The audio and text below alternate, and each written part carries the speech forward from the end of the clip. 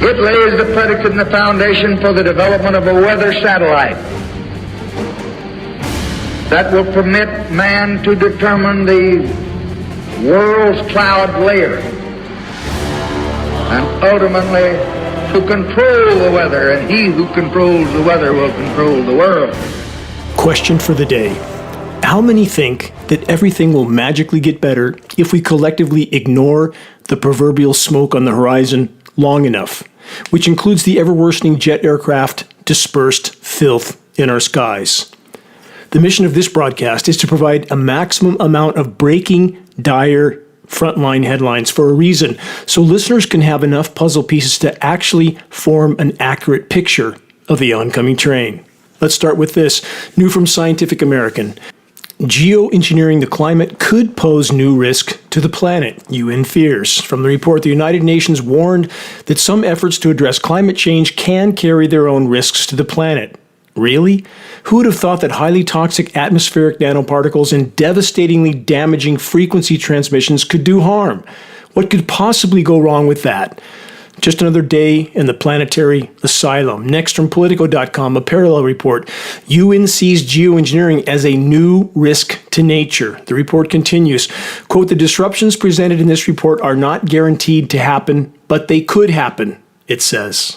There it is again, always the could, may, might caveat of what already is.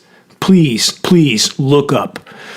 More not-so-fun fact headlines from this week. From PopularMechanics.com, Earth's disastrous 10th tipping point has been identified. From that report, there's potentially a 10th boundary that's gone unrecognized, which concerns worldwide aquatic deoxygenation in lakes, reservoirs, oceans, and other bodies of water. Where have I heard that for the last 15 years? From geoengineeringwatch.org, and finally, when it can no longer be hidden because it's too catastrophic to hide, we have mainstream sources beginning to acknowledge what Geoengineering Watch has addressed for the last 15 years. With that new Popular Mechanics report in mind, consider this next dire breaking report. This is from news.rpi.edu. That's aka Rensselaer Polytechnic University. And for the record, samples of atmospheric jet aircraft dispersions that were collected by geoengineeringwatch.org scientists in a National Oceanic and Atmospheric Administration flying lab were processed at RPI in New York. I'll get to the RPI report in a moment, but geoengineeringwatch.org testing revealed climate engineering elements atmospherically, starting with aluminum nanoparticles, all of it on film and on the record. In the groundbreaking geoengineeringwatch.org documentary, The Dimming, now with almost 20 million views, in spite of the attempt of social media platforms to censor this groundbreaking film. If you've not yet viewed The Dimming, please take the time. You won't like what you learn, but it's essential to know and understand information. You can view The Dimming for free from the homepage of geoengineeringwatch.org. Back to the breaking Rensselaer Polytechnic University report. Loss of oxygen in lakes and oceans, a major threat to ecosystems, society, and the planet. Rensselaer researchers link aquatic deoxygenation with the broader stability of Earth's systems. Of course, they're linked. Oxygen, they say, is a fundamental requirement of life, obviously, and the loss of oxygen in water, also referred to as aquatic deoxygenation, is a threat to life at all levels. In fact, in research recently published in Nature, Ecology, and Evolution, they describe how ongoing deoxygenation presents a major threat to the stability of the planet as a whole. Again, I and geoengineeringwatch.org have tried to sound the alarm about this for so many years. We are hurtling to what's known as Canfield Ocean. Lifeless, stratified, deoxygenated, superheated seas. All life on Earth then dies. The report then says across all aquatic ecosystems, from streams and rivers, lakes, reservoirs, and ponds to estuaries, coasts, and the open ocean, dissolved oxygen, known as DO, concentrations have rapidly and substantially declined in recent decades. The RPA report then states, we are approaching a critical threshold of aquatic deoxygenation that will ultimately affect other planetary boundaries. Here's a correction for the record. Based on unfiltered frontline biosphere data, all known planetary boundaries have been breached at some level.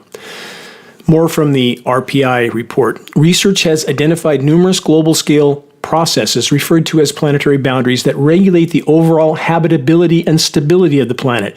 These processes include things such as climate change, aka abrupt climate collapse, the correct scientific term for what's unfolding right now in real time, land use change, biodiversity loss, and much more.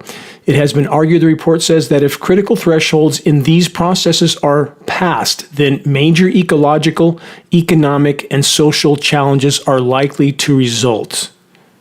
It has been argued that? Really? That's the best conclusion the so-called experts can come up with? That once we've irreparably destroyed the planet's primary life support systems, quote, challenges are likely to result? Just challenges? That's it?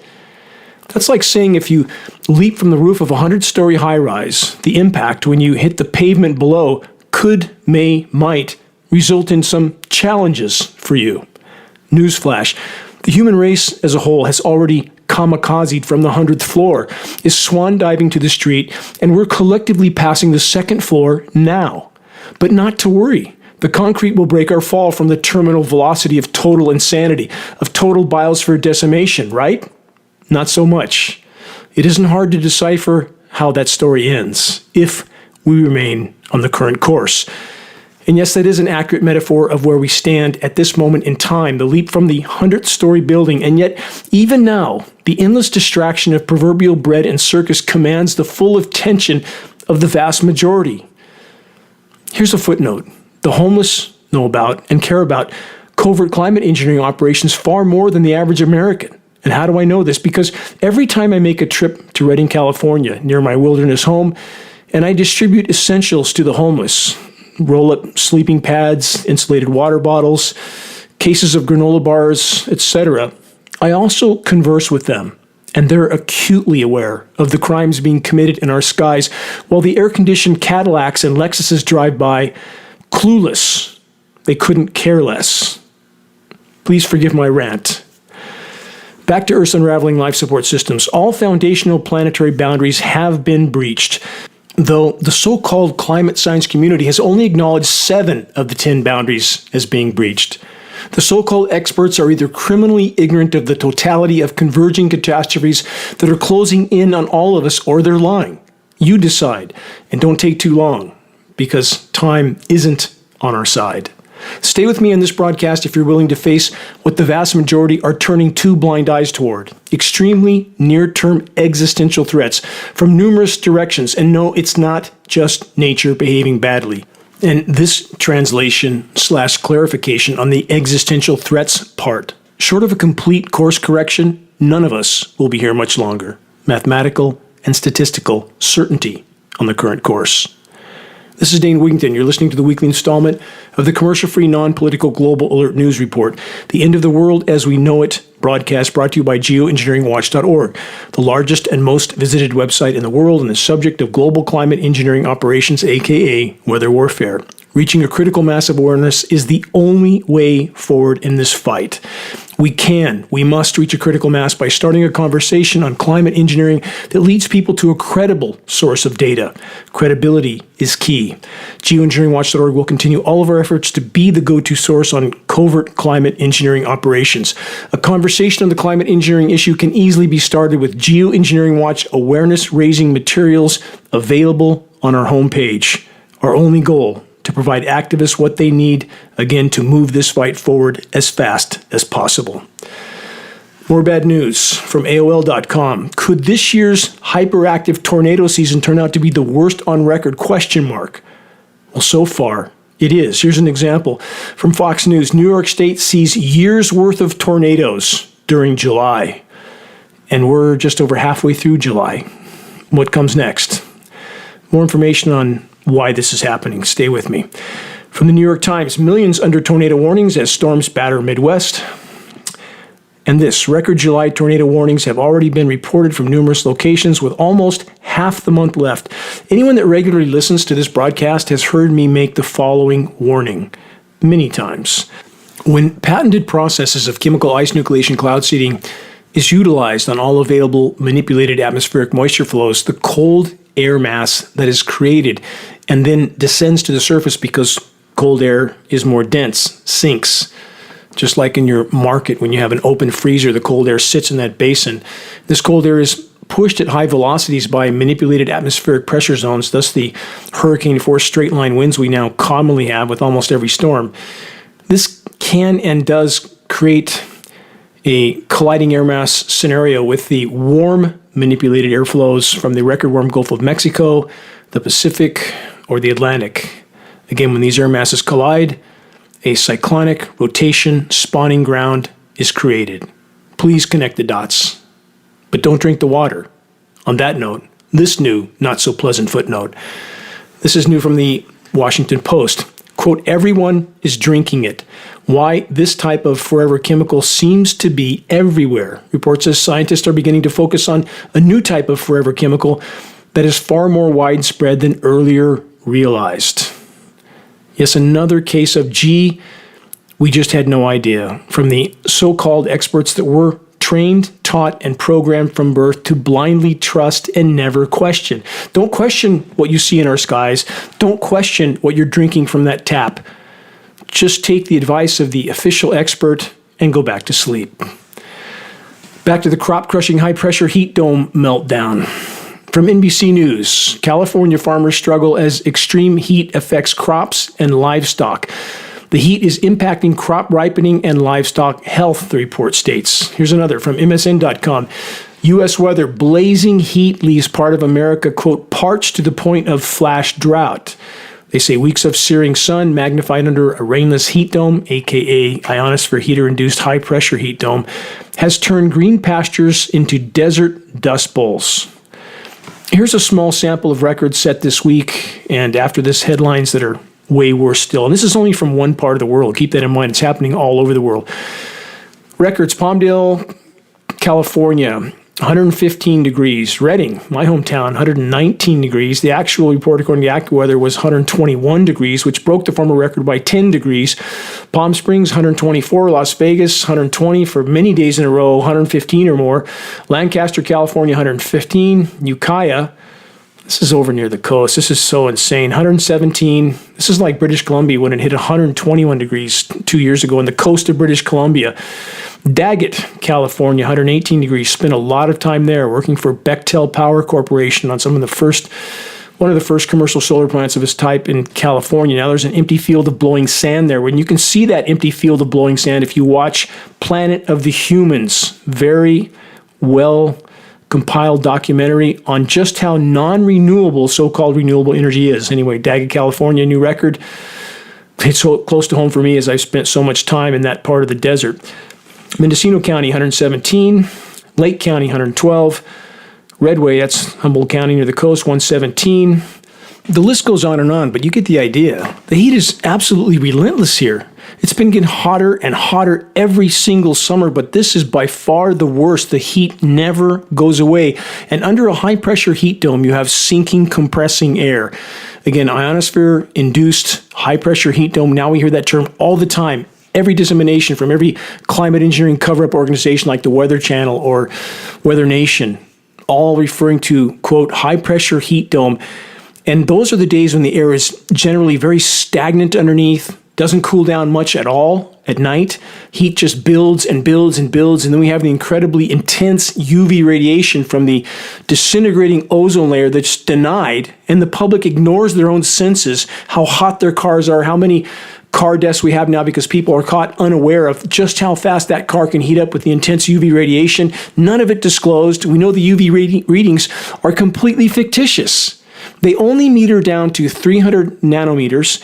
That's half the UVB spectrum, and nothing else is even looked for, let alone acknowledged. So that is literally a fictitious reading. So when you see a UV reading that's high on the scale, it's still a fraction of how bad it actually is. And it's profound how much the public, again, ignores their own senses, their own burning skin, and how hot surfaces are, and burnt leaves. And in Northern California, our grapes here where I live and our berries, they're completely fried.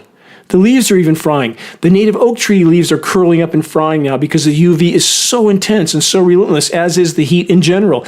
And about these high-pressure heat domes, especially the one over the U.S. West Coast, what are they doing with that? How would that serve the climate engineers? And here's how. If you search, geoengineering is creating freeze-fry scenarios. I've been recording this for over a decade.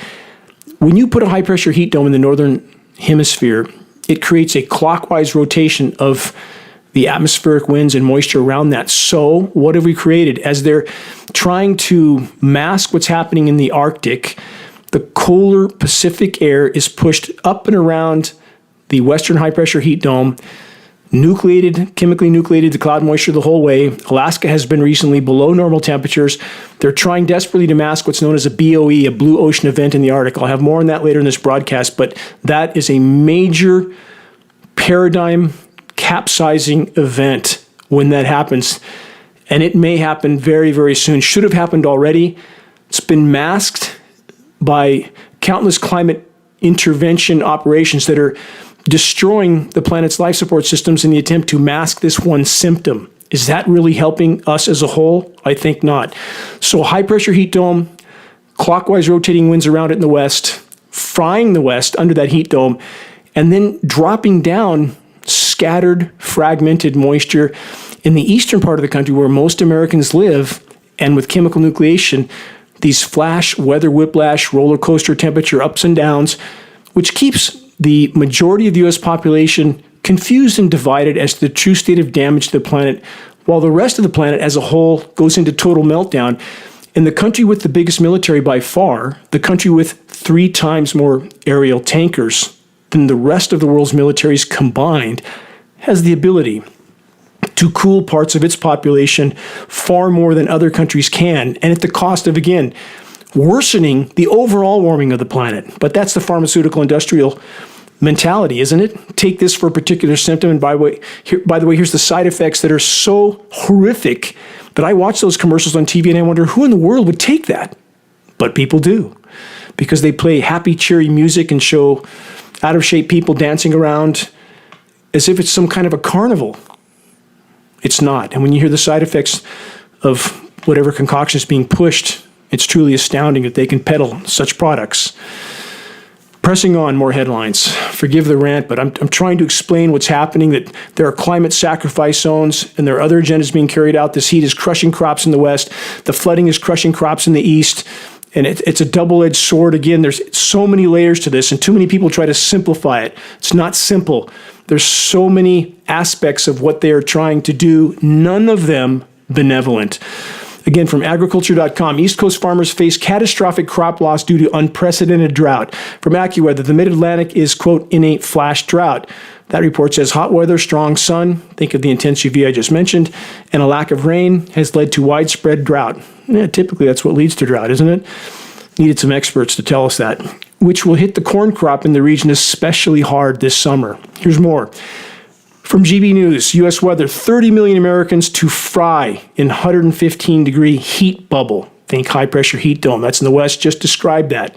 They can do it as long as they want. Keep it stationary as long as they want. Next, from the Weather Channel, Western Heat Wave Tracker, the all-time record highs and record long hot streaks. That's a very key part of the headline and the conditions it addresses. To remember, it isn't just a day or two of heat here and there. It's weeks now, or even months, with less and less cool down at night, which is a very dire harbinger as well.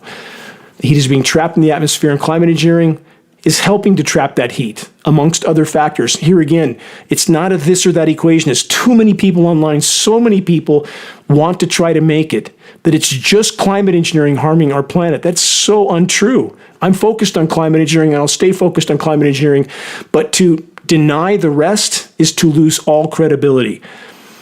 We have been horrible stewards of this planet. We need to admit that. From AccuWeather, Northwest U.S. to experience surges of intense heat into the weekend. From that report, as heat slowly builds over the interior Northwest into this weekend, with records poised to be set, waves of heat will be experienced along the Pacific coast into Saturday. Listen to this. The northward bulge in the jet stream and a high-pressure area will dominate the overall weather pattern. Just described that a moment ago for the western United States through this weekend. Because of mainly dry storms, the potential for lightning-induced wildfires will increase.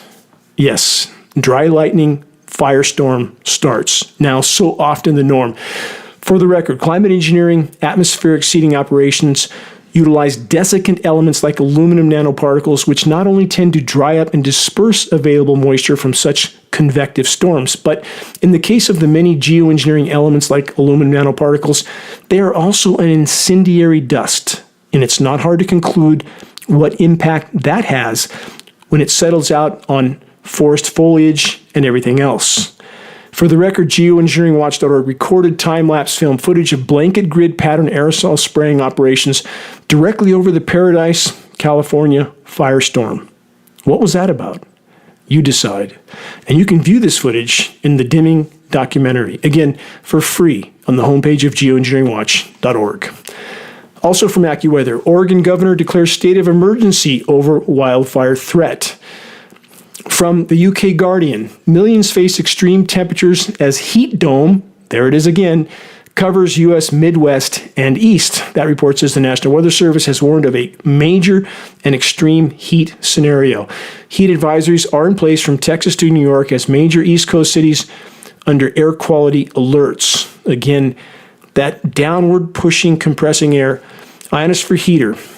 I've given this example many times, but for new listeners, this is an extremely powerful ground-based transmitter. In the case of Harp in Alaska, it can transmit 3.6 million watts of power to the electrically charged ionosphere, causing an electrical chain reaction that causes space to expand up and down, the atmosphere to expand up and down. The downward push is a high-pressure heat dome. And there are many of these installations around the globe that can work in tandem. This is treating the atmosphere like an experimental physics lab, aka warfare zone, and we will all pay the price if it's allowed to continue. They say that it will likely feel even hotter due to high humidity levels, which will make this heat wave even more dangerous. Wet bulb temperatures. The atmosphere can hold 7% more moisture for every degree C of warming. Based on unfiltered data, we're likely past 3.5 C now, which means that these wet bulb, very dangerous temperatures are increasing radically. Again, when there's too much atmospheric RH, relative humidity, your sweat does not evaporate, which means your body's cooling capacity is eliminated. Heating builds from there. And as far as the air quality alerts, again, in many of these states, not just smoke. Again, the atmospheric aerosol dispersions, when we're talking about nanoparticles, they're not even looked for, let alone disclosed. And based on geoengineeringwatch.org testing with a major university, in fact, I will disclose it is the University of Minnesota, an agricultural institution that's recognized internationally. Based on their information given to us and our testing that we have paid for, they have extrapolated that there is likely 40 to 60 million tons of aluminum nanoparticles or geoengineering nanoparticles as a whole being dispersed annually. 40 to 60 million tons. None of it disclosed because no air quality testing even looks for anything less than PM 2.5, generally PM 10, so all nanoparticles go completely under the radar. That's not an accident. But wait, what about this shocking new headline from AccuWeather? This is from this week. Listen to this. Snow was reported amid 90-degree temperatures at Philadelphia Airport.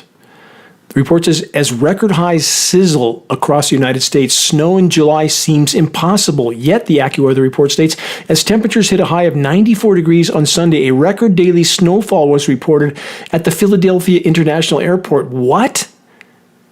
What's wrong with people? How can they not understand this is not nature? Think of the first aid kit that sits on your shelf for 20 years with a cold pack in it, and you mix those chemicals together, you have ice instantly. Think of that on an unimaginable scale, with tankers that can hold and dump into cloud moisture 100 tons of material in a single payload. Atmospheric experimentation of which we will all pay the price if it's allowed to continue. You can't make this kind of insanity up. And it certainly isn't nature. 90 degrees and snow. Please search and review the engineering winter section on the homepage of geoengineeringwatch.org to learn about this core aspect of climate engineering, chemical ice nucleation, cloud seeding. If you wondered why almost every storm now has extreme hail falling out of it, often the size of softballs, investigate. Again, you won't like what you learn, but The engineering winter section is imperative to review, again on the homepage of geoengineeringwatch.org. From PBS, how extreme heat is damaging American transportation infrastructure. It's frying many things that no longer work when it gets too hot. Airport runways, asphalt warping and being damaged from trucks driving over it. We have railways that are expanding. The trestles actually warp and break off the tracks. People have no idea. So many people think there's some magic thermostat being monitored by somebody up in the clouds. It's not the case. We had a perfect planet with an unbelievably incredible energy balance that we have completely and totally obliterated. In fact, the heating on the planet right now, I've been over this in many broadcasts as well, and now it's starting to come out. I'll get to those headlines in a moment. But the mathematical, statistical equivalent of the heating, it's the same as the thermal energy contained in 7 Hiroshima-sized nuclear bombs per second. 7 per second. That's how fast the planet is heating right now. It doesn't matter if people don't believe it. Look around. It's happening in real time. This is not about Al Gore or all the environmental groups, all of which I have great disdain for in their denial of the climate engineering elephant in the equation. It's criminal. It's absolutely criminal. But you can't take the opposite position of someone who you don't like, when in fact, things are far worse. Our scenario is far worse than anything Mr. Gore has ever stated. He's a tool of the power structure. He owns stock in the very companies he claims to be fighting. How hypocritical is that? And the environmental organizations are exactly the same. What this is about is reality and investigating that reality, not going on hearsay, what you heard somewhere. Investigate. More headlines. This one from futurism.com. It's getting so hot that medical choppers can't fly to rescue people dying from heat. A big metaphor in that one.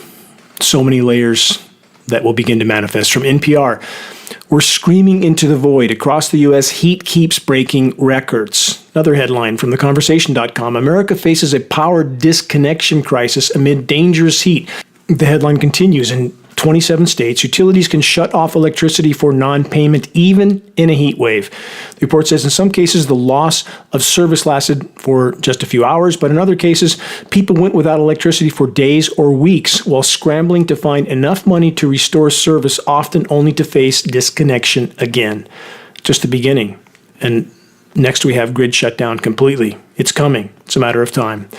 From MSN.com. The Persian Gulf is enduring life-threatening heat indexes above 140 degrees. Do we see that on U.S. matrix media that gives us nothing but scripted political theater 24/7? That's all they show us now. And how many Americans are caught up in that idiocy? Does anyone really rationally believe that this core of cancerous power is going to allow an election to determine anything that they've been building for decades or centuries? How long did it last for John F. Kennedy when he drew a line in the sand against this core of power? He lasted about a week. And how much more powerful is this cancer now? And people actually believe that an election is going to change anything? This report from MSN states the heat and humidity in the Persian Gulf region have soared to nearly intolerable levels this week, and there's little relief in sight. Some locations have seen the heat index rise to 150 degrees. Think about that. We are reaching levels which are intolerable to human life, and everything else is dying already. We have unbelievable extinction rates right now. It's 15,000 times the background rate. We're losing 200 to 300 species of plant, animal, and insect a day to extinction. That's 1.5 million of normal. What's normal about that? Nothing. And how long do we think we're going to last when the insects can't survive? 80 to 90% gone right now. Also from MSN, Dubai heat wave temperature feels like 62 C. That's about 144 degrees Fahrenheit. They say Dubai is experiencing an intense heat wave. According to the U.S.-based weather reports, so-called wet bulb temperatures mentioned that a moment ago, which start over 35 degrees C, and again, they're far higher, are lethal for humans if exposed to them for more than 6 hours. The wet bulb temperature is a measure that accounts for both heat and humidity. Went over that before. When humidity approaches 100%, sweat no longer evaporates, preventing the body from cooling down with deadly results if exposed to these conditions for too long. Meteorologists warn the temperatures in Dubai are approaching the wet bulb limit when going outside becomes life-threatening. Let's all go vacation in Dubai, or Florida perhaps, where it's not far behind. In Florida with their 102-degree ocean water, their hydrogen sulfide releasing seaweed, flesh-eating bacteria, dead fish, rising sea levels, can't keep the streets dry in Miami. The fun's just beginning. Wait and see. From Reuters.com. A heat wave dries up lake in Serbia, triggers fires in Balkan extreme weather event. There's a few variable headlines here. I don't want to miss them. It's a snapshot of what's happening around the world. So please follow me through with this. I'm just trying to give an idea of how many different layers are unraveling everywhere. From BusinessInsider.com, Nantucket Beach House sells for 90% off, and its new owner predicts it won't survive another year. A Nantucket Beach House valued at $1.9 million a year ago sold for $200,000. Pretty big discount, wouldn't you say? They say homeowners on the New England island paradise of Nantucket are caught between the shore and a hard place as erosion swallows the land underneath their dream vacation homes. Just the beginning. Just the beginning. Wait and see. From phys.org, Cape Cod scientists want to dump 60,000 gallons of sodium hydroxide into ocean in climate change experiment. This connects a lot of dots. Listen to this report. Environmentalists and fishermen are pushing back against a plan from a group of scientists, use the term loosely, who want to dump more than 60,000 gallons of sodium hydroxide, more commonly known as lye, into the ocean off Cape Cod to gain an understanding, they say, of how to slow climate change. Friends of the Earth senior campaigner Benjamin Day stated, quote, "We think dumping tens of thousands of gallons of sodium hydroxide into the ocean is a bad idea," end quote. Question, is this really rocket scientists, Ben? Ben, have you commented, this is again from Friends of the Earth, have they said anything about the climate engineering raging in our skies? The best they can say is dumping all this lye into the ocean is a bad idea. That's all they can do? How many are naive enough to think that governments around the world aren't doing whatever they want in the oceans, dumping everything from nuclear waste to DDT off the LA coast, which I've been over in this broadcast, 500,000 barrels of it. They do whatever they want. The fact that they announce something like this and the so-called environmental groups jump up and down and pretend they're doing something is meaningless. It's absolutely meaningless. All of them worthless. I know of no major environmental group that's telling the truth about anything. They're simply trying to appease their donators and not risk their 501 nonprofit. Worthless. From thecooldown.com, new study warns seabird populations face catastrophic decline due to unexpected factor. More than 20,000 birds were lost in the blink of an eye. As changing climate affects our lives with dramatic weather events and rising temperatures, fragile wildlife is also being impacted in catastrophic ways, a new study has found. Specifically, multiple populations of seabirds are facing grave long-term risks as the overheating of our atmosphere is causing more frequent tropical storms. Is that all there is? What about all the nuclear waste I just mentioned? What about the DDT? What about the dying of plankton? Geoengineering destroying the ozone layer, primary cause, not the only cause.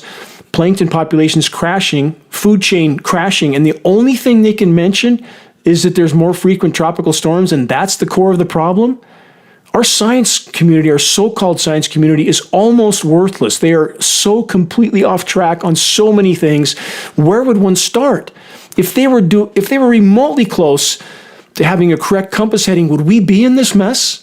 Facing statistical certain planetary omnicide this decade? On the current course, that's a major barometer, the barometer of how completely dysfunctional the so-called science community is. From MSN.com, recent study finds Earth's salt cycle is swinging out of balance, posing yet another existential threat. Detailed studies have shown that mining of any kind, such as for coal, lithium, copper, and various other underground minerals, is drastically increasing the salinity of the planet. Additionally, they found that constant construction around the world also affects the natural salt cycle.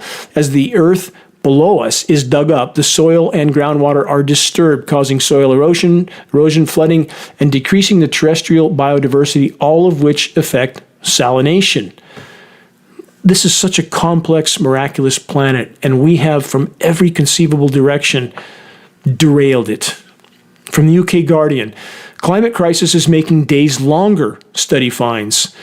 From the report, melting of ice is slowing planet's rotation and could disrupt internet traffic, financial transportation, and GPS.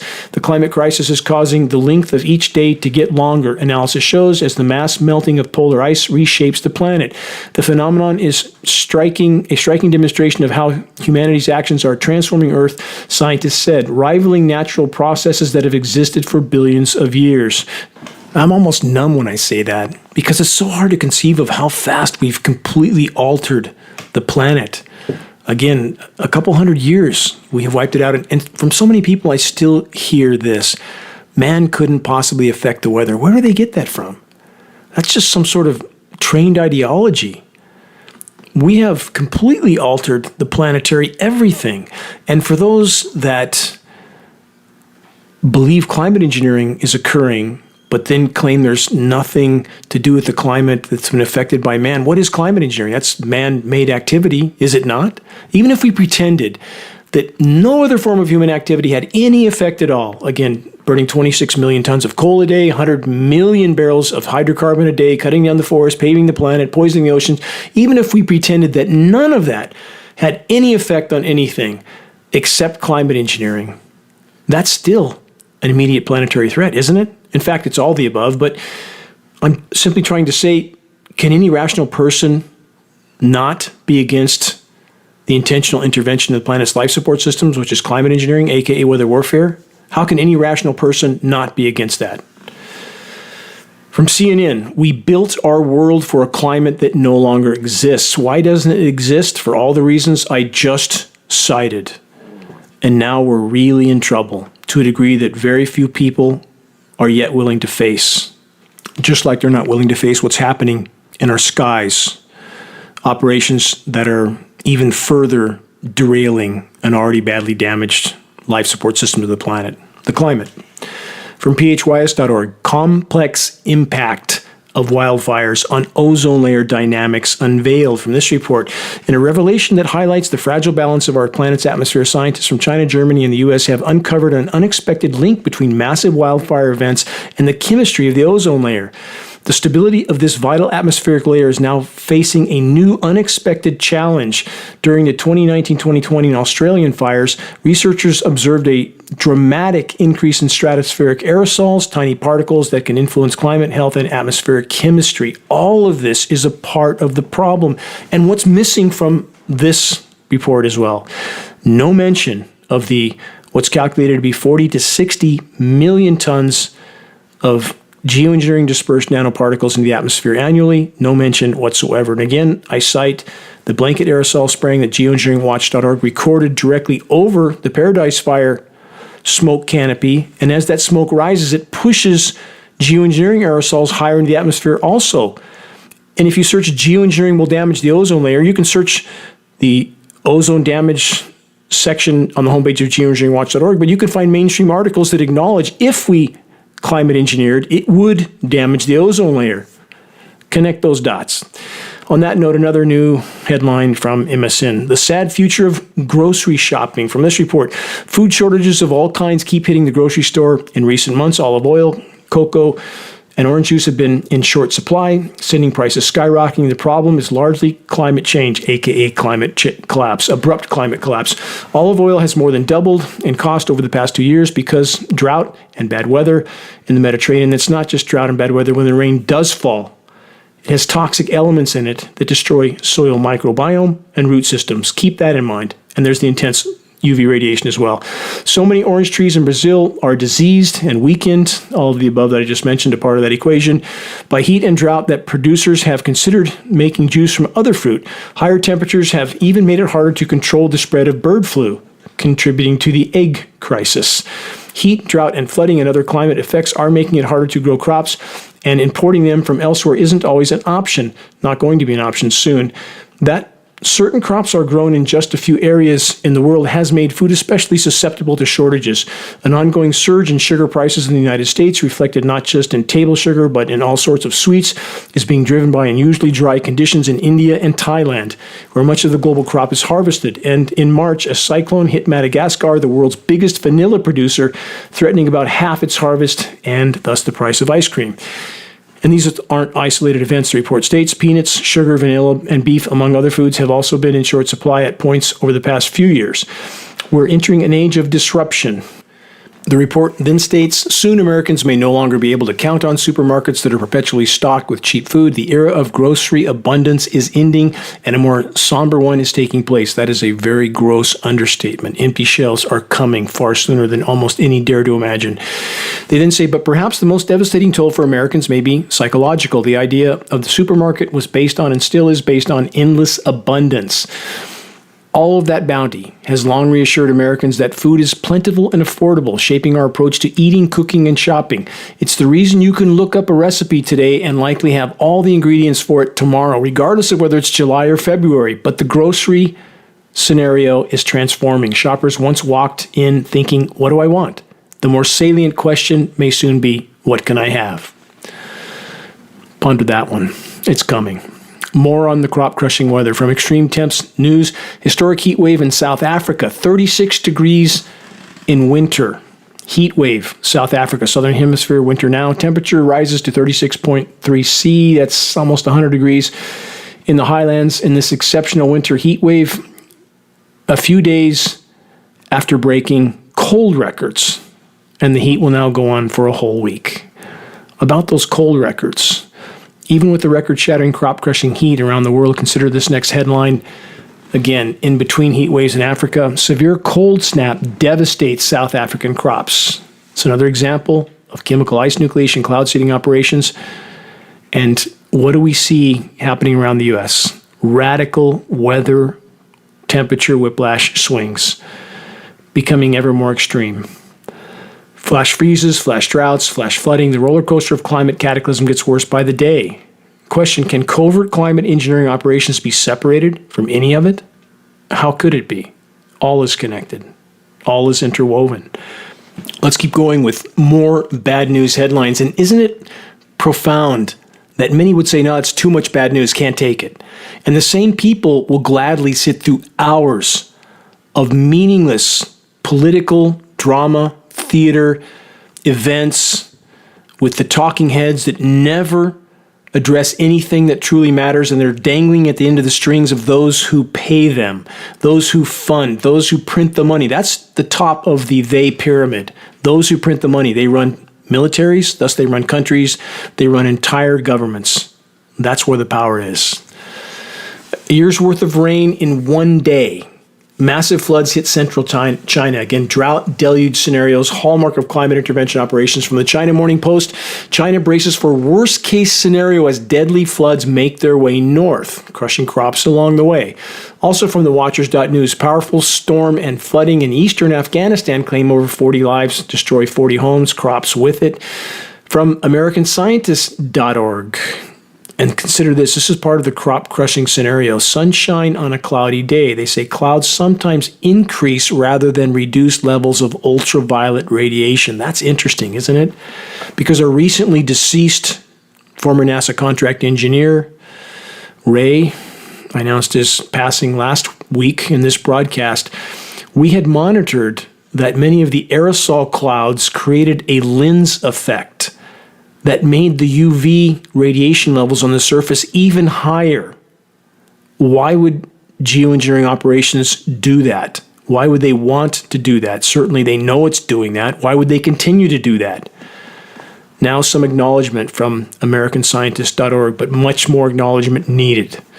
And about that intense UV radiation, it radically accelerates evaporation along with the altering of atmospheric relative humidity. Again, the desiccant particles I mentioned earlier, sucking the moisture out of everything from the flora in the forest and from bodies of water. On that note, from MSN.com, this billions of gallons of water from Lake Shasta in my backyard disappearing into thin air. That's the headline. They say in early July, 288.8 million gallons of water evaporated off Lake Shasta. That was in one day. And during the first 9 days of July, 3,392 cubic feet per second of water, or about 2.2 billion gallons, turned into vapor and floated away into the atmosphere. I certainly see this firsthand here. The evaporation lake on the ponds that I have built to sustain what wildlife is left and still hanging on is evaporating radically fast and superheating radically fast. Official agencies like the U.S. Drought Monitor are not acknowledging this when they still don't show any significant drought over parts of Northern California. That's a blatant, glaring lie. All of its lies, from the underreporting of temperatures to the underreporting of UV radiation to the underreporting of the dry out of fuel moistures in the forest, all of it designed to pacify populations till the moment of impact, and it's working all too well. From Earth.com, lakes are warming toward the point of no return. The conditions that sustained rich biodiversity and important ecological services of lakes could be history soon. Almost is now in so many locations. Let's add this. A recent report from the UK Guardian. California lakes so green with algae it's visible from space. Keep in mind, this is just one example of countless examples around the globe. Clear Lake, which stretches over 68 square miles in Northern California, is a major hub for fishing, water sports, and other recreation. It has been dubbed the bass capital of the West. The lake is roughly 100 miles north of San Francisco. Public health officials in the area have warned visitors to be aware of the algae blooms, including keeping pets away and steering clear of water. What a joy. Summer not even half over, and formerly pristine lakes in Northern California, again, this is just one example of countless around the globe, are now so superheated and deoxygenated and contaminated that they're described as having, quote, discolored scum layers and foul odors. And what about the forests that surround many of these lakes? From the Cary Institute of Ecosystem Studies, forest carbon storage has declined across much of the western U.S., likely, they say, due to drought and fire. What else would be the core causal factors? Did it take a team of scientists to determine that? They say forests have been embraced as a natural climate solution due to their ability to soak up carbon dioxide from the atmosphere as they grow, locking it up in their trunks, branches, leaves, and roots. But a new study confirms widespread doubts about the potential for most forests in the western U.S. to help curb climate change. The authors warn that many western forests could see a rapid acceleration of carbon loss in the coming years or decades. They say these challenges have the potential to compromise carbon storage capacity and undermine our ability to mitigate climate change. This is now. It's been now. Geoengineeringwatch.org has been disclosing this for 15 years. Our forests are no longer carbon sinks, they're carbon sources. The most recent study on the Douglas fir tree, the predominant tree in western forest, was titled Firmageddon. Been over that in this broadcast again and again. Go to the Into the Wild section on geoengineeringwatch.org and you can see firsthand my trekking in the forest and showing on film the radical die-off of forest around Lake Shasta. It's shocking. It breaks my heart. Forests untouched, never logged in some of the remote areas around me. It's very rugged country. That was a closed canopy 20 years ago, still alive and thriving, is now completely wiped out. Open canopy, everything on the ground now frying because the trees are all dead and falling down. I can hardly trek into the forest now without cutting everything out of my way because it's a tangled mess of dead, falling, decaying trees. And everybody's pretending everything's going to be okay. That is the predominant fir tree in the forest. It's happening around the world. Forests are dying everywhere. Amazon, the Amazon forest, now a carbon source instead of a carbon sink. And these so-called scientists pretend that someday it might get bad. It's kicking in the front door now. Hang on, because we are in for a ride. You're listening to the weekly installment of Global Alert News, the Bad News Broadcast, installment number 467, July 20th, 2024. This is Dane Wigington, your host. Global Alert News is brought to you by Geoengineeringwatch.org, the largest and most visited website in the world in the subject of climate intervention operations known as geoengineering. Recordings of the commercial-free, non-political Global Alert News Hour broadcast can be found on the homepage of Geoengineeringwatch.org under the recent column and on the Dane Wigington YouTube channel. Geoengineering Watch wishes to express our deepest gratitude to those that have helped us to expand our reach and thus our voice in this desperate last hour effort to sound the alarm, and we are rapidly running out of time. If you're on our email list, please put us on your email contact book so that our mailouts don't go to the spam files. Please help us to share the groundbreaking documentary, The Dimming, which fully exposes the climate engineering atrocities, and now again with almost 20 million views on YouTube. In spite of the censorship, the best way to share is by circulating the direct link to The Dimming by email directly from the homepage of geoengineeringwatch.org. Again, sharing directly helps us to overcome social media censorship. When viewing our YouTube of the Dimming or Global Alert News or any other Geoengineering Watch video on YouTube, please subscribe, share, and comment. And all of this helps us to circulate our critically important data to a much wider audience. Again, about reaching those that still aren't looking up, here's one way. Start a conversation with Geoengineering Watch awareness-raising materials, which can be found on our homepage. Our only goal to provide activists what they need to move this fight forward.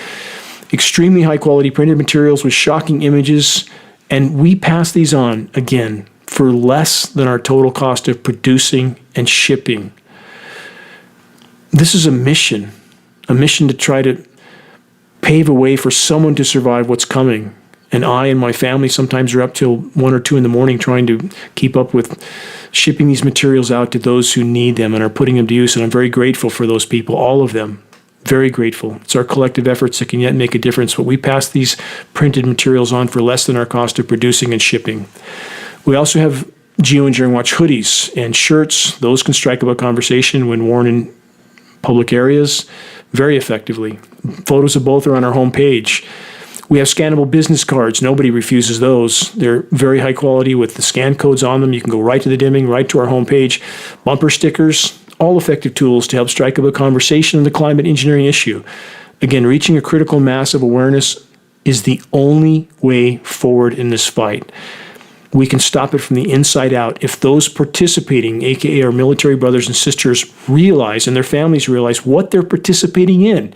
Not some planet-saving, benevolent endeavor. It couldn't be further from the truth. They're being lied to. Compartmentalization. We need to wake them up or we have no chance. If we can expose it fully, again, we have a chance of stopping it. If you're willing to share a picture of yourself with Geoengineering Watch shirts or hoodies, ideally some crowded location, please send us your photo so that we can post it as part of our activist compilation, which is now part of our materials page. The images encourage others to make their voices heard in this all-important battle to sound the alarm. Harding in your deck on the Titanic will not save anybody. We have to make our voices heard now, or we won't have tomorrow. Lastly, this, to all those that are steadfastly committed to this must-win fight for all that matters, I want to express my deepest and most profound gratitude. It is our collective efforts that can still make a difference at this late hour. It will take all of us. Moving on, the climate engineers are desperately trying to mask the meltdown of the polar regions, even if they have to wipe out the rest of the world to do it. Here's an example, the ionosphere heater induced kind of example. And for those, again, that don't know what an ionosphere heater installation is or what it can do, please do an honest and objective investigation from credible sources, not the official narrative kind that will only tell you nothing to see here. Move along. Independent sources. Back to the new report. From severeweather.eu, a rare stratospheric warming event has begun over the South Pole with unusually strong anomalies now developing. They say the Southern Hemisphere is currently in its winter season and dynamic weather patterns will initiate a strong warming event in the stratosphere above the South Pole. These events are rare in the Southern Hemisphere but powerful and are known to have an effect on the entire globe. Yeah, when you tinker with the weather on this scale, the whole world gets disrupted and they're interfering everywhere, all the time, every day. On that note, more wildfires in the far north. From Earth.com, a reminder of this report from earlier this year, wildfires in Siberia are a growing global threat. As mentioned in last week's broadcast, post from EIN Presswire, wildfire smoke far more dangerous than previously thought, potentially 10 times more toxic than traffic smoke. From Euronews.com, Arctic wildfires tear through Russia's far north, releasing megatons of carbon, and yes, that is a problem. I'll get to that in a moment. But recently, there's been online circulation stating that there's more ice than ever in the polar regions. Really? On what planet? Because it isn't this one. From SciTech Daily, new study uncovers key error in climate models. Earth's albedo overstated. It means the reflectivity, the cryosphere is disintegrating, and those ice deposits are not reflecting the way they have been.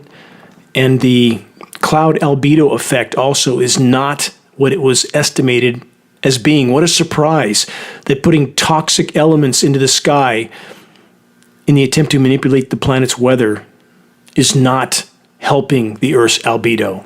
It's reflectivity, which makes up our energy balance, by the way. Again, we're back to the equation of more heat getting in than is getting out. That's the 7 Hiroshima bomb heat equation per second thermal energy in 7 Hiroshima bombs per second is building up on our planet. Most of it has gone to the oceans. They're superheating now, deoxygenating and dying. Connect all of these dots, please. So, for the record, right now, Arctic sea ice extent, the surface area, is at record low right now. The mass, or the volume, which is all that really matters, has been at record low. How could the extent not have been at record low? Because the official monitoring agencies that are tasked with masking the true severity of what's unfolding from the public until the last possible moment have classified Arctic sea ice as any part of the Arctic Ocean with 15% slush on it or more. So as the ice blows apart and slush scatters over a wider section of ocean, they actually call that a bigger ice pack. Pretty easy to hide statistically what's happening when you do that, isn't it? Blatant, glaring lie. Like all the statistics, everything a lie, designed, again, to pacify populations until the moment of impact. Next headline from phys.org, polar warming may be underestimated by the climate models. Everything way worse than we've been told, and that's manifesting at a far faster rate than almost anybody understands. From phys.org, also, sea ice's cooling power is waning faster than its area of extent, new study finds. They say remaining ice is growing less reflective as warming temperatures and increased rainfall create thinner, wetter ice and more melt ponds that reflect less solar radiation. And then they talk about climate change adaptation plans. You can't adapt to a dead planet, and that is the road we're on. About our seas from Yale 360. This was published at the Yale School of the Environment. Weaker ocean circulation could worsen warming, study finds. Everything leading the same direction. As warming weakens ocean circulation, the seas could increasingly become a source of heat-trapping gas, new study finds. Ocean currents cycle carbon from the surface into the deep ocean, but they also bring carbon up from those depths. Scientists have long assumed. Are scientists supposed to assume in this way? I think not.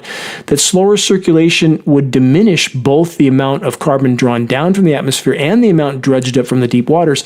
In this scenario, the ocean would continue to be an overall carbon sink, just like they completely missed the mark on our forests. Now, carbon sources, not sinks.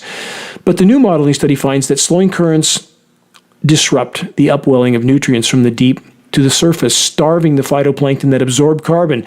The decline of phytoplankton is self-reinforcing as the tiny creatures also convert iron in the ocean into a form that other phytoplankton can consume. The diminution of iron would cause phytoplankton to further decline, meaning that they would take up less carbon either from the atmosphere or from the deep. The findings were published in Nature Communications. The result is that not only would the ocean absorb less carbon dioxide from the atmosphere, it would also unleash more carbon dioxide from its depths, leading to further warming. Think about that. And about the plankton also. They're being fried from above because of the now decimated ozone layer releasing extreme UV radiation. The walls are closing in from every imaginable direction, about 50 feedback loops already triggered. And how many even now are pretending there's nothing wrong with the planet, that it's all some big hoax? Too many that claim to be truth-telling activists share, post, and thus propagate anything and everything that comes along from anyone that has anything whatsoever to say about what's happening in our skies, without vetting any of the information in question or the source putting it out. And the only way to move this fight forward, this fight against climate engineering operations, is to share credible data from a credible source. Some of the completely incorrect narratives. Here's one. State and local publicized weather modification programs are climate engineering. No, they're not. Very different. State and local publicized weather modification programs are single-engine, generally propeller-driven airplanes with a few flares on the wings that might disperse maybe 5 or 10 kilos of material at most. That is very, very different from a military tanker like a KC-135 that can disperse 100 tons in one payload. And then we add the frequency transmission that's manipulating these atmospheric particles because they're electrically conductive. The localized state and weather modification programs are simply used as a distraction so that people think that what's happening in our skies is more benign than unbelievably malevolent. Here's another. The rapid evaporation cooling towers that many claim are the source of the convective clouds that blow up on the radar. This is so patently false. I worked on cooling towers for Bechtel Power. They were served with a 4-inch pipe. You can't make a massive thunder shower with a 4-inch pipe worth of water. It's so patently absurd, and people see a radar and a convective cloud blow up because of atmospheric conditions that are being manipulated by climate engineering, but it is not a cooling tower unless there's invisible cooling towers all over the desert where these storms pop up, which there obviously isn't. It's important to investigate, not to watch some YouTube channel that has some sensationalized claim that might look interesting if you didn't investigate anything and thus didn't have any idea what you were looking at. Another one, this mantra, again, very important.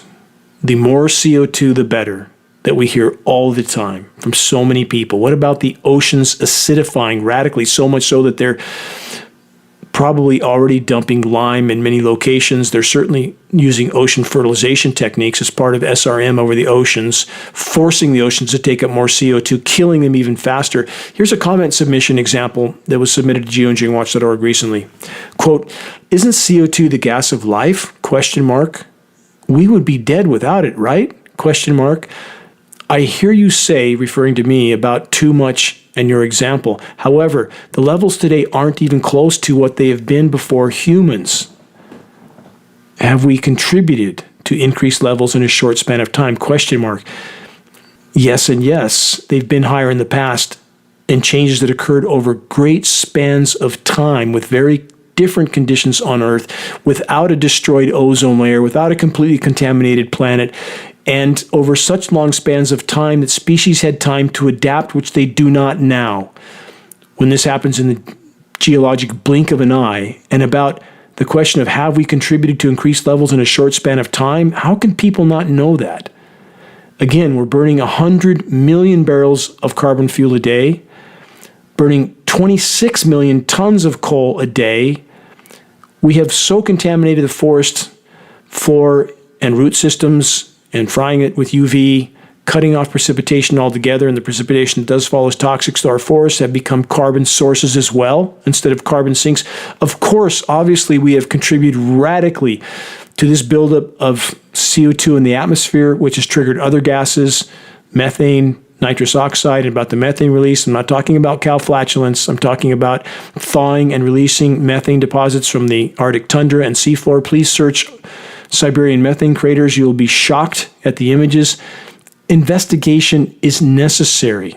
It's absolutely essential before you spread any information if we're to move this fight forward. And I hope this commenter actually does investigate. Just because an element, again, like CO2 is necessary for life, completely altering atmospheric chemistry in the geologic blink of an eye with climate engineering on top of all that, and an additional part of the chemistry alteration in all the wrong directions. It's a recipe for planetary omnicide. Again, I use the water example. Water is the most essential element for life. How long can anyone last if they put their head below the waterline? A minute? 2, perhaps? I've been free diving my entire life around the world, and I have only ever managed just over 3 minutes and a breath during a dive. And too much water, can't breathe. Not good. More isn't better. How would our crops do if they were kept a foot underwater? That answer's clear, isn't it? And why does this particular point matter? Because when so many adamantly deny that there's any damage or consequence from the drilling, pumping, and incinerating of over 100 million barrels of oil every day, 26 million tons of coal every day, torching the forest, paving the planet, poisoning the seas, to deny that the human race has been horrific caretakers of creation is ludicrous. And doing so completely alienates more than half of the population, who then won't listen to a word about the climate engineering danger from any who deny all that I just described. Learn to build bridges. We must all learn to build bridges. Don't burn them. Remember that there can be absolutely no legitimate discussion of climate anything from any perspective without first and foremost acknowledging and addressing the climate engineering weather warfare factor. Here's one point I forgot as well. I was just on a radio broadcast and this was brought up, that one volcano releases more CO2 than all human activity. That is so ridiculously false. In fact, here is the statistics. CO2 outgassed to the atmosphere and oceans today from volcanoes, all of them, along with magmatically active regions around the world, is estimated at 280 to 360 million tons. per year. And that's including the release into the oceans from mid-ocean ridges. Humanity's annual carbon emissions through the burning of carbon fuels and forests is up to 100 times greater than all of that. And again, what does all of humanity's incineration of carbon fuels do to our rapidly dying seas? As already mentioned in this broadcast from theconversation.com, as ocean surfaces acidify, a deep sea acidic zone is expanding, marine habitats are being squeezed. They're not just being squeezed, they're being wiped out. 500 dead zones in the oceans around the world, expanding rapidly. Oceans are acidifying, stratifying, deoxygenating. We can't live without our oceans, period. But even if the oceans die, the fish die, the forests die, the animals die, the insects die, and the planet's life support systems collapse, the stock market is at record highs, right? That's all that really matters. The card house of the stock markets is and always has been a Ponzi scheme, and yes, it's profited so many over such a long time, but the price must be paid in the end, and the bill is about to come due to a degree that few are willing to even begin to imagine. Here's a quote from Henry David Thoreau, and he's one of my favorite authors. His words ring in my mind. How does it become a man to behave towards the American government today? I answer that he cannot without disgrace be associated with it. How many could rationally argue that timeless bit of wisdom? And that applies to both orchestrated political parties. They are two sides of the same coin. And when will more realize that? Some final notes on the circus of self-annihilation. How many even now are going about their lives as if their lives are going to continue as they are into the foreseeable future? It's not going to happen. The sooner more individuals fully face that fact, the better our chances of altering our current course and salvaging some part of Earth's remaining life support systems. Numerous times on this broadcast, I've compared the human race, taken as a whole, to the occupants of the Thelma and Louise car that's crashed through the guardrail and is sailing through the air to the bottom of the canyon. And at some point in such a ride to mathematically certain extremely near-term self-annihilation, it would seem rational to assume that at least some significant percentage of the doomed passengers in the car would wake up, would look around, would help to sound the alarm and brace for impact, but it isn't happening. In fact, the closer the moment of reckoning gets, many are choosing to actually double down on their eyes wide shut denial. Earth's formerly thriving web of life is dying. Everywhere you look, the former energy balance of the planet has been completely obliterated. Much more heat gets in than is getting out. Climate engineering and countless other forms of industrial everything are completely contaminating the entire biosphere, above and below the seas. And that's not an opinion. It's a shockingly obvious fact to anyone that's looking at the world through an even slightly clear lens. And as the resources run out, conflict and chaos will commence. From the clouds to the ground, the insanity has fully been let loose. I was 14 years old when I first read the following, a nearly 2,000-year-old nugget of wisdom from the Stoic philosopher Marcus Aurelius. He said this: the object of life is not to be on the side of the majority, but to escape finding oneself in the ranks of the insane. Nothing has changed. What will each of us decide to do in the time we've been given? Perhaps this is a start. Never, ever underestimate the difference you can make, of the awakening you can trigger, if you simply make it your mission to do so. All of us are spokes in the wheel. All of us needed to make it roll forward. Start a spot fire of awakening in your circles with credible data from a credible source. Stoke that fire and ask others to do the same as they begin to wake up. If by our collective efforts we can reach a critical mass of awakening in time, we could yet alter the equation. We could yet take a quantum leap in the right direction. Please examine the activist suggestions link on the homepage of geoengineeringwatch.org for specific instructions on how you can help to move this fight forward. Make your voice heard. Make every day count. Time is not on our side. Until next week, stay strong, forge forward in this fight. Never yield, ever. This is Dane Wigington with geoengineeringwatch.org.